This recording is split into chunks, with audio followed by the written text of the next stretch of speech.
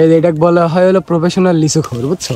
আমার নিজের আমার পার্সোনাল 10 লক্ষ লিচু হয় এই অত্র এলাকার ভিতরে 90% বাগানের লিচু আসেনি।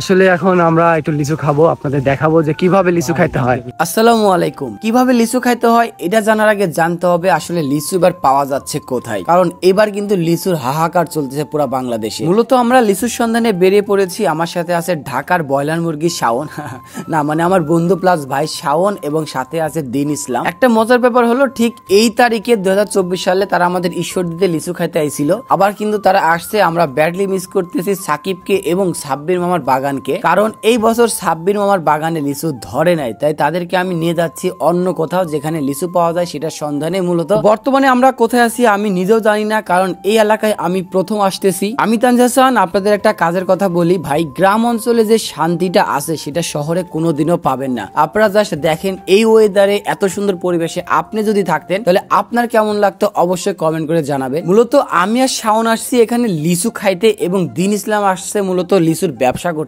মানে ও ঢাকাতে কিনে নিয়ে যাবে লিচু এবং সে ব্যবসা করবে। তো বলাই যেতে পারে আমরা একটা ব্যাপারীকে সাথে নিয়ে আসছি। যেহেতু দিন ইসলাম একজন ব্যাপারী হিসাবে এসেছে, তার জন্য আমাদের সাথে আরো দুইটা ব্যাপারী কিন্তু এক জায়গা হয়েছে, আমাদের বাগান দেখাতে নিয়ে যাচ্ছে। মোটামুটি আমি যতটুকু শুনছি এইবার আমাদের ঈশ্বরদীতে কিন্তু লিচু ধরে নাই বললেই চলে। আসলে এটা আমাদের ভুল ধারণা ছিল, এইখানে যদি না আসতাম তাহলে হয়তো বা আমরা এটাই ভেবে যাইতাম যে বাংলাদেশের লিচু এবার নাই। আমি আপনাদের একটা কথা বলে রাখি, রাজশাহী নাম শুনলে যেমন আমের কথা মাথায় আসে, ঠিক তেমনই যখন লিচুর কথা আসে তখন ঈশ্বরদীর নাম আসবেই। যেদিকে চোখ যায় সেদিকে শুধু লিচু, এখন লিচু ছাড়া চোখে আর কিছুই দেখতে পারতেছে না। শান্তি। ও মাই গড,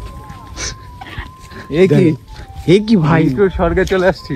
আসলে লিচুর স্বর্গ আমাদের ঈশ্বরদী। জাস্ট খালি এইভাবে ধরারই একটা আনন্দ। হ্যাঁ, আপনারা কখনো লিচু বাগানে এইভাবে আইসে লিচু পাইরে পাইরে খাইছেন? প্রায় সব গাছের লিচু। হ্যাঁ, এই গাছে আসে নাই কেন? আমার মতো সিঙ্গেল। এগুলো হলো সবাই কিন্তু যারা মিঙ্গেল আছে, যারা হলো প্রেম করে তারা, আর এগুলো আমাদের মতো হতভাগা গাছ। আপনারা কারা কারা এমন হতভাগা আছেন এই ভিডিওটা শেয়ার দিবেন। আর গ্রামের পরিবেশটা দেখেন, জাস্ট ওয়াও।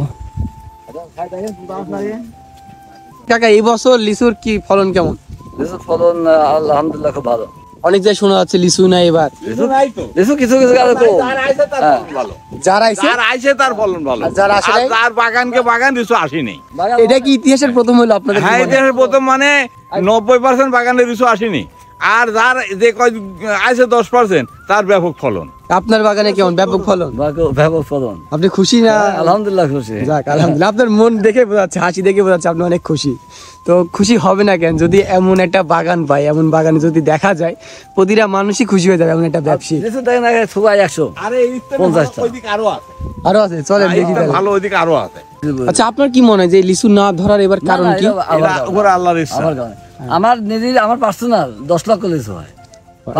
এবার হলো কিছুই নাই না, মানে কয়েকটা বাগান আসছে, কয়েকটা বাগান আসেনি। কয়েকটা মানে কি, এই অত্র এলাকার ভিতরে মানে রেকর্ড ভঙ্গ এই বাগানে আছে, রেকর্ড ভঙ্গ এই বাগানে।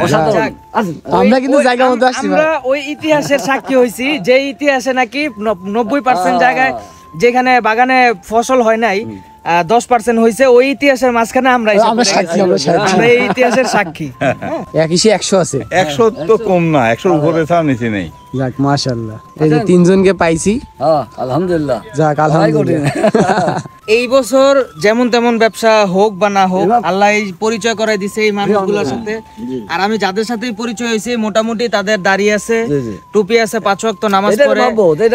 এখন এই যে মহব্বত, এটা যাতে আল্লাহর এই ব্যবসা হোক বা না হোক, কাল কিয়ামতের ময়দান পর্যন্ত যাতে আল্লাহ পাক এই ব্যবসার উসিলায় যে খাতির হইছে এই দুনিয়ায়, এই কিয়ামত পর্যন্ত আমরা চাই যে এইটারে ধরে রাখার জন্য।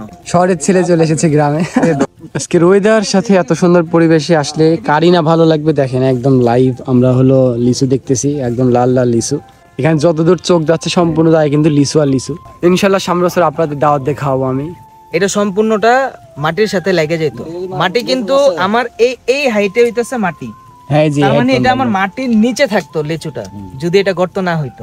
তা আলহামদুলিল্লাহ অনেক লিচু হয়েছে এখানে। একটা ঝোপের মধ্যে 100+ হবে মনে হইতেছে। এই কালারটাকে সাহেব কালার বলে সম্বোধন করে।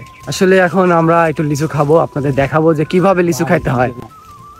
এটাকে বলা হয় হলো প্রফেশনাল লিচুখোর, বুঝছো?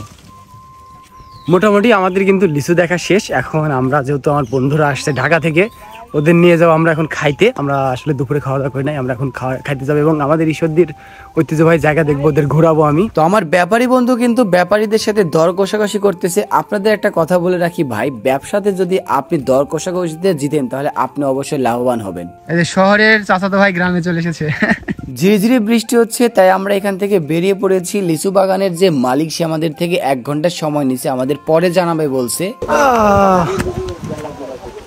তো মূলত এখন আমরা প্ল্যান করছি এদের আমি ঈশ্বরদী ঘোরাবো, যেহেতু ঢাকার হলো ব্রয়লার মুরগি আমার সাথে আসছে।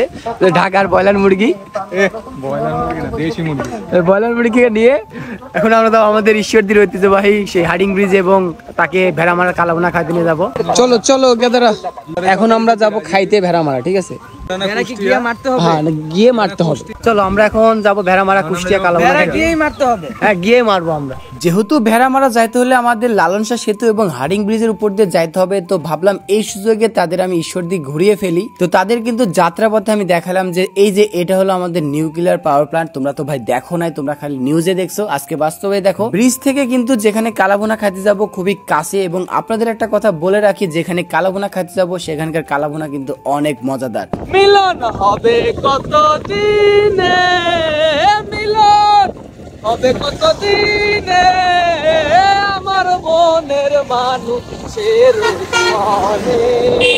এই বৃষ্টিময় ওয়েদারে ভিজতে ভিজতে দারুণ একটা রাইড উপভোগ করতে করতে চলে আসলাম আমাদের গন্তব্যস্থল সেই ভেড়ামারার কালাভুনা খাইতে। আমি জানি অনেকেই কিন্তু এই হোটেলে খাইতে আইছে, তো আপনারা বলেন কারা কারা খাইছেন, তারা অবশ্যই কমেন্ট করে জানাবেন এবং খাওয়ার কেমন ছিল সেটাও কমেন্ট করে জানাবেন। তো খাওয়া দাওয়া শেষ করে দারুণ একটা ওয়েদারে ভিজতে ভিজতে আমরা 3 জন বাড়ির পথে যাচ্ছি। তো আজকের ভিডিও কেমন হয়েছে অবশ্যই কমেন্ট করে জানাবেন। আমি জানি আপনাদের ভালো না লাগলেও আমার সাথে যে 2টা ব্রয়লার মুরগি ছিল তারা কিন্তু অনেক এনজয় করছে। তো আপনারা যদি এমন ভিডিও চান অবশ্যই কমেন্ট করবেন। তো ভালো থাকবেন, সুস্থ থাকবেন, দেখা হবে নেক্সট ভিডিওতে। টাটা বাই বাই, আল্লাহ হাফেজ।